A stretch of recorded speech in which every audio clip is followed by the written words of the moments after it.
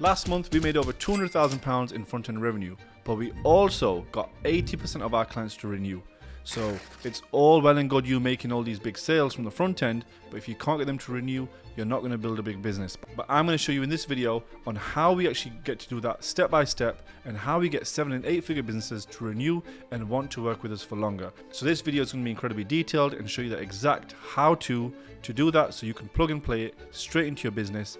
And by the way, I've spent thousands working out the right client journey, working and consulting with the right people. So I'm just going to break that down for you now in just 5 steps. And the 5 steps are building the client journey, how it will be done, milestones involved, time to value, and when to offer the back end. So these steps is what we'll be covering today, and we'll start with the building the client journey. Building the client journey is really simple, because you'll start with the onboarding call. Right, the sale is made, and it's really simple. The onboarding call needs to happen. What needs to happen in that onboarding call we'll cover in the next step, but I know it's the onboarding call. And let's say we're going to go for a fitness offer. So let's say this business we're working with is your standard fitness offer, where they'll do like more avatar work in the beginning, and then they'll help them with the offer, and then they'll help them with their launch, and then after their launch online, they'll help them with this is incredibly overviewed, by the way. We'll break this down into more detail in just a sec. They'll do their launch, and then they're going to do their first sale. Let's say actually sales training here. And then they might work on some lead gen work. And then they even might go ahead and launch them on, let's say it's going to be LinkedIn, giving them a LinkedIn launch as well. So they might have double the launches. So this business on the front end, they've just marketed saying, we are going to help online coaches not launch on one platform, we're going to launch you on 2, and we'll do it within 60 days or your money back. That's the type of thing that they're going to say. How they're going to deliver that journey is going to be onboarding calls, avatar, offer, launch, sales training, lead generation, and a LinkedIn launch, the second platform. But how will they do that? How will they actually do all of those things? Well, let's put this over here and show you how we actually build out an incredible client journey, all mapped out with the mechanism. So if this is the activation point, this is the thing that the client is experiencing. But what is happening behind the scenes in the business, and that is the how. So the onboarding call, well, the how is invite is sent during sales call. And then what we do is we send out like a business audit form. So maybe this business is going to be sending out an audit form to complete in advance. So it's very simple what is happening. But then further on from that, there might be even more detail in how you're going to do that thing. The actual email automation, is there a Zapier automation in there? You need to have all of these detailed out. So if someone was to look into your business from the outside, they know exactly how that thing happens. And we're also talking about making our business more valuable. When an external body looks at your business and they're trying to evaluate how much your business is worth, you need to be productized, you need to be systematized, and that's what allows your business to give you that value. So those are the mechanisms underneath here. What's the mechanism for the avatar? Well, we send over avatar building workbook, let's say that, workbook and video content, and then they are asked to join the avatar refinement call.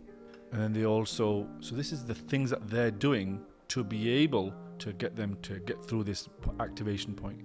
So you can write all of these things down that they need to do to map this out, and then you would have all that stuff created. Then on the next thing, it's like, how is this thing done? So the detail is, the how is all written here. So on the I'll just pick this up here. You build out the journey for your product. And if you can't do this, if you have the internal feeling that, hey, my business is so specific, it's hard to actually put it into a productized thing because it's so narrow, that just means you just don't know how. And because you don't know how to scale your business. And scalability only comes from when you're having a system, and then you can hire account managers and success managers who can use your system and be incredibly successful at it.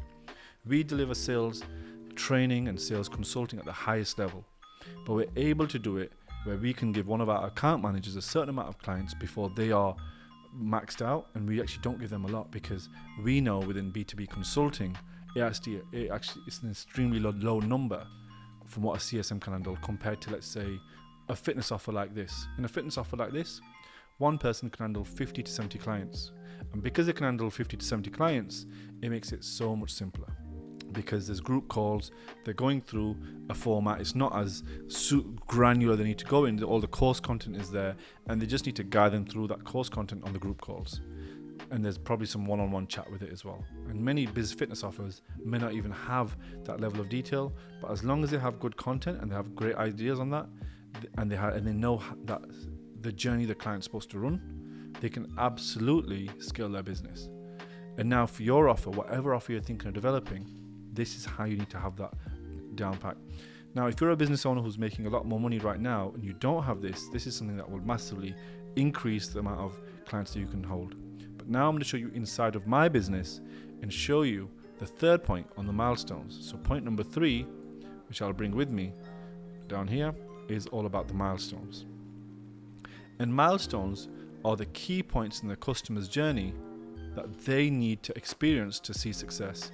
So I'm going to give you an example of one of the milestones from one of our early programs that we spent. And this is an internal document. This is something that we've worked with a company, Ethical Scaling. Definitely recommend them because they've supported us building out some of our activation points. And if you want to message either Jay or Ben, I would definitely recommend these guys. So you can see that this is one of our working documents here that we've worked on with them. And one of our milestones early on with our clients who are quite new to sales is just onboarding and setting clear KPIs for their setter.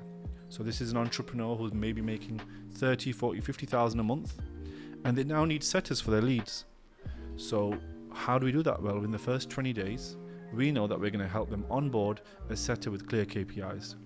What puts it into the red? Well, the business dilutes focus and responsibility. They don't fully do it. We know they've done that task if they're in the green. And that is the client has posted their job ad within 3 days of onboarding call, and the offer was made within 7 days of interviewing, finding talent. So we first define what the big milestone is that one of our clients will experience with us. What is that key thing? And what would mean that they've done a good job with it?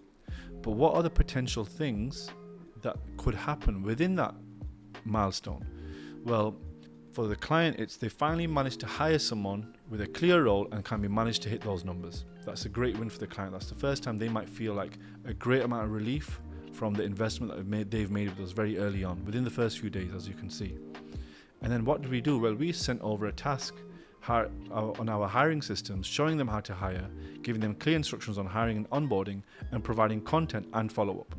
So we not only provide them the content, we have it systemized in our company when we'll be following up. An example is we'll give them, hey, we want this done within the next 3 days. Can you do that? Great. What time will you get it done for? 6 o'clock. And then we may message them early that day and say, hey, looking forward to seeing your work later today at 6 o'clock.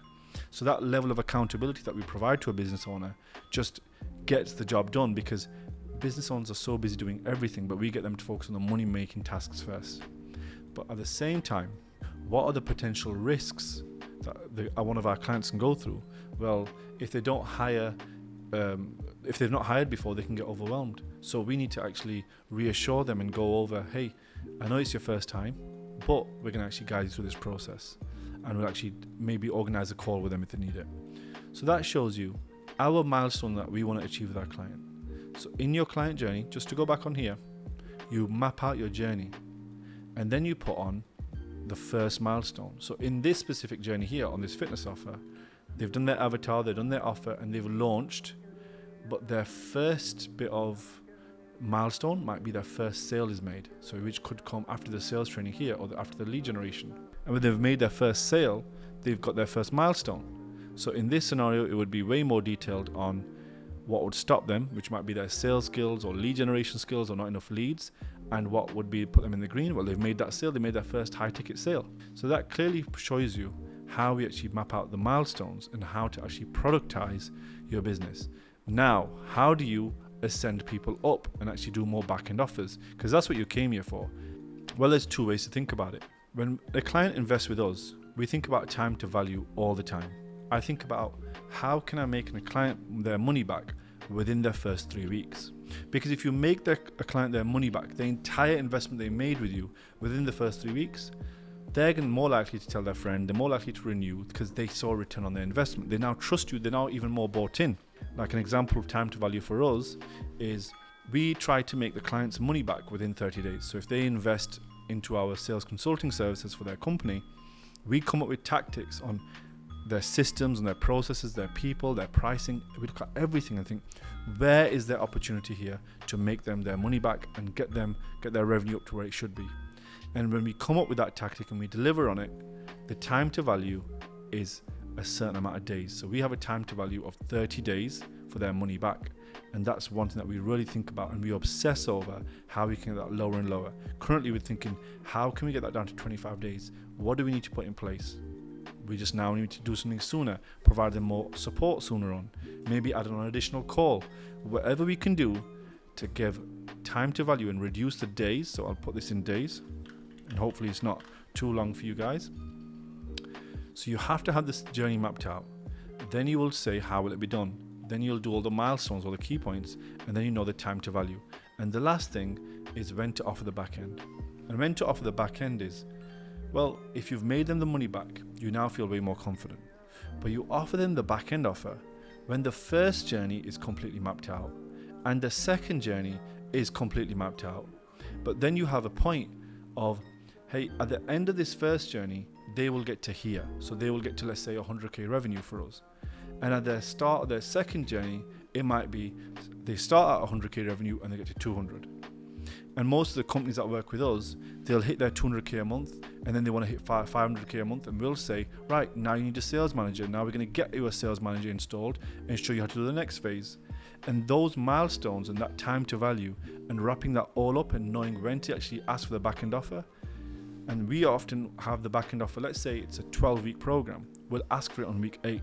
By asking for it on week 8, we're not leaving it to the last minute where we can risk potentially losing the client, but we've given us enough time, because if the client has an objection, something like, hey, we want to see a bit more return, you'll have enough time to make up for it rather than leaving it right at the end, because most people leave it right at the end and it stops them from closing the deal.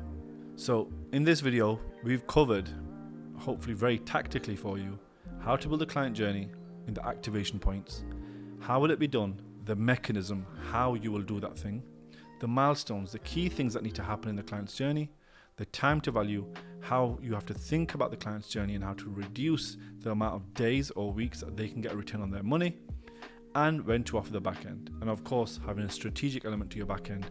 If you're a bigger business, 200-300k a month, then you might get your client success director to do it. But if you're the CEO of a smaller business, you should be doing all the back end sales, because they are probably the most profitable. The profit is in the back end. All the money is in the back end, because you've already paid for that client, you've already acquired for that client. So if you make a 10k, 20, 30, 40k back end sale, that is all profit, and that's how you'll truly scale your business. And if you simply think about, let's say you're making 100k a month, and you make 100k and you get half of your clients to upgrade, and your back end sale is 20k, because your front end was 10k, you've got 5 people to buy your 20k sale, you've now doubled your revenue. You doubled your business from 10k to 100k to 200k, simply by adding a great back-end process built upon a client journey, all the activation points and the right milestones. This video was a bit different from our sales ones because it's all built around the back-end sale, but showing you the logic on how we do it and how we taught our clients to do it. If you want to see more videos like this, let me know in the comments below. If you want to see more tactical videos on how we actually build sales teams, click onto the left hand side, and to subscribe to the channel, it's the right hand side. I'll catch you on the next one. Bye bye.